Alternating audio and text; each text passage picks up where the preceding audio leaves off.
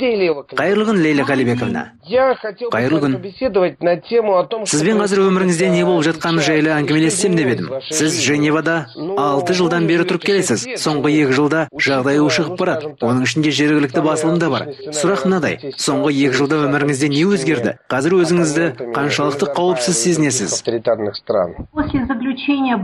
Ұлым Ильястың 2007 жылы Мадина Аблязовамен некелескеннен соң, Қазақстан президенті Нұрсұлтан Назарбаевтың әйгілі оппонентінің қызына үйленген соң, біз Назарбаевтың қорқынышын жақсы білетін адамдар ретінде, оның шексіз билігіне қауіп төніп кете ме деген қорқынышынан хабардар бола отырып, отбасымызға төнген барлық қауіпті түсіндік. Өзімізді диктатордан күтіп тұрған қатерден сақтануымыз керектігін білдік. Осы жағдай отанымызды 2007 жылы тастап кетуімізге себеп болды. Қазақстаннан кетіп, сол кезде саяси бизнестік белсенділігімізді тоқтатып, жұбайым Виктор Вячеславович екеуміз ұлымыздың некесі саяси жекпе-жек емес деп Назарбаевқа өзімізше месседж жібердік. Оның жеке басына және Қазақстанға деген сатқындық жасамағанымызды айттық. Бұл сондай-ақ коррупциялық фактор да бола алмайтын еді. Бір террорлық топ құру дегенде ойымызда жоқ болатын. Бүгінде Қазақстан үкіметі соны көрсетпекші. Виктор Вячеславович аталмыш жанжалды, яғни Тимур Күлібаев пен Мұхтар Әблязовтың арасындағы дауды шешуге өзінің көмегін ұсынған болатын. Бірақ өте бай әрі өте күшті Назарбаевтың ашу-ызасының шегі жоқ екен. Біз бүгінде қауіпті жақсы сезініп отырмыз. Және осы оқиғаның немен аяқталатынын да жақсы білеміз. Біз, балаларымыз және жақын туыстарымыз Қазақстаннан көшіп кетуге мәжбүр болдық. Өйткені Қазақстан Республикасының президенті тапсырыс беруші болып отыр емес пе? Біз бүгінде Назарбаевтың бүкіл